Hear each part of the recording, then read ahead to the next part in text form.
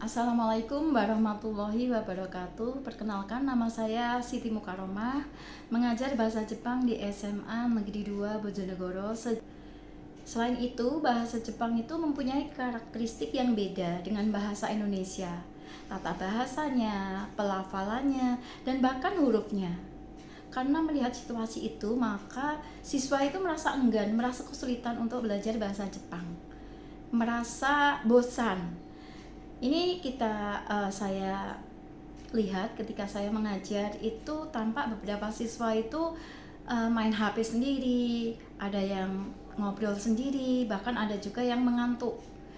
Melihat situasi seperti itu, maka otomatis akan mempengaruhi nilai kemampuan bahasa Jepang tidak maksimal.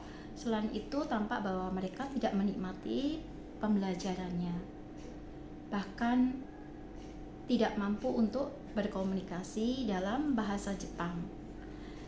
Oleh karena itu, saya sebagai guru bahasa Jepang berupaya untuk bagaimana mereka itu menikmati pelajarannya. Kalau dia menikmati, otomatis kemampuan bahasa Jepangnya akan meningkat. Mereka akan bisa percaya diri untuk mengkomunikasikan dalam bahasa Jepang. Kemudian saya punya ide ya, dengan meiburi. Meiburi itu bukan berasal dari bahasa Jepang, tetapi kepanjangan dari media buat sendiri. Media yang dibuat oleh siswa sendiri atas arahan guru. Pada saat ini pembelajaran terkait tentang tema lingkungan sekolah dengan subtema ruang kelas. Nah, yang pertama tentu saja mengenalkan kosakata yang terkait dengan benda-benda yang ada di kelas. Misalnya meja, kursi, itu saya kenalkan dengan berbagai cara, karena kita tahu dari hasil tes diagnostik, siswa itu mempunyai gaya belajar yang beda. Bagi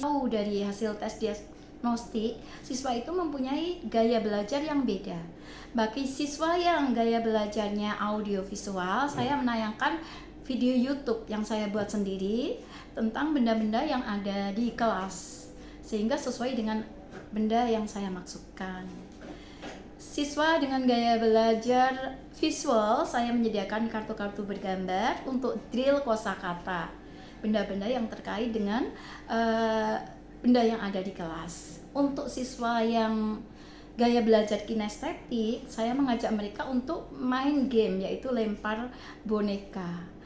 Jadi mereka yang dilempari boneka, maka akan menyebutkan benda dalam bahasa Jepang.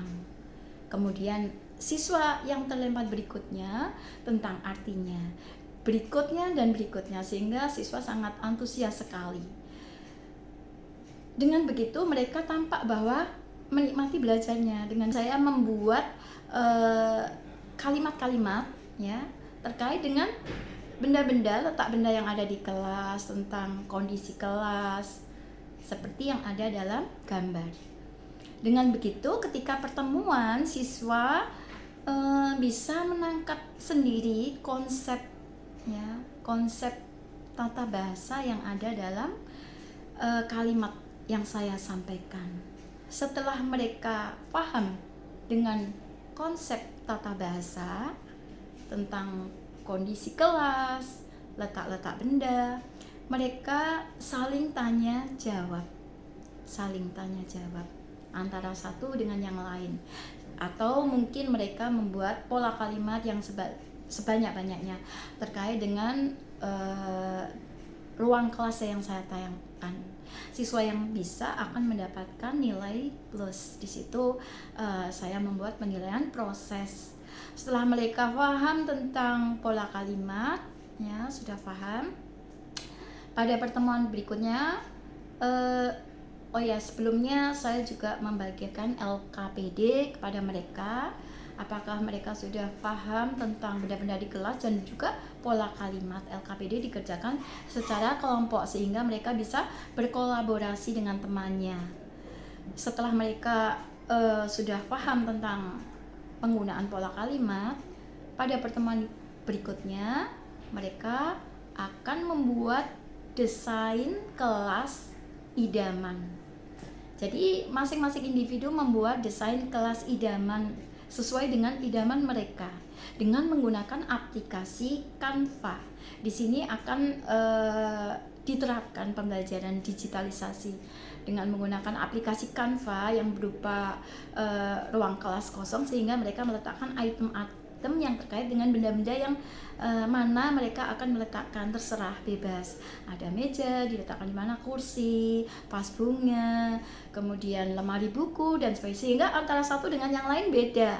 Ini tanpa ada diferensiasi konten, karena materinya bisa jadi cuma ini yang dibuat, yang lain lebih beraneka ragam lagi. Jadi kita membebaskan sesuai dengan apa yang mereka sukai. Selain itu nanti setelah dalam bentuk Canva itu mereka akan membuat pola kalimat atau sebuah deskripsi dalam bahasa Jepang yang menceritakan tentang kelas idaman yang mereka buat. Jadi mereka menceritakan dalam bahasa Jepang, pola kalimatnya sudah dipelajari, tentang kondisi ruang kelasnya, tentang benda-benda dan letak-letaknya. Setelah itu membuat deskripsi, mereka konfirmasi dengan guru, ya, konfirmasi dengan saya. Oh, apakah ini betul? Apakah ini salah? Gitu. Hal ini dilakukan untuk presentasi pertemuan berikutnya. Karena pada pertemuan berikutnya mereka harus mempresentasikan kelas idaman yang dibuat. Jadi mereka harus presentasi sendiri-sendiri secara individu, ya. Kemudian dalam bahasa Jepang tanpa melihat teks, ya. Tapi yang paling penting mereka sudah tahu apa kondisi kelasnya, sehingga tanpa teks pun mereka sudah bisa berkomunikasi. Yang saya nilai adalah kosakata, pelafalan, tata bahasa, dan juga kelancaran. Nah, dari penilaian itu, ketika mereka memvisualisasi tidak hanya dalam bentuk Canva, mereka kelas idaman bisa divisualisasikan dalam bentuk 2 dimensi ataupun 3 dimensi, atau mungkin berupa print out gitu aja. Jadi guru tidak membatasi mereka untuk produknya, sehingga ini terdapat diferensiasi produk. Ada juga yang 2 dimensi, ada juga yang 3 dimensi. Jadi ketika mereka mempresentasikan, tampak bahwa mereka itu mampu, lancar, ya. Dari hasil nilai yang saya rekap, ini tampak bahwa kemampuan berkomunikasi dalam bahasa Jepang mereka itu meningkat, ya, meningkat karena mereka menikmati belajarnya. Di sini saya merasa puas sekali, ya, dengan menggunakan Meburi, ya, sehingga praktik baik ini berjudul pembelajaran diferensiasi dengan Meburi. Pembelajaran itu metode PJBL, project based learning, ya, PJBL, sehingga mereka menghasilkan produk.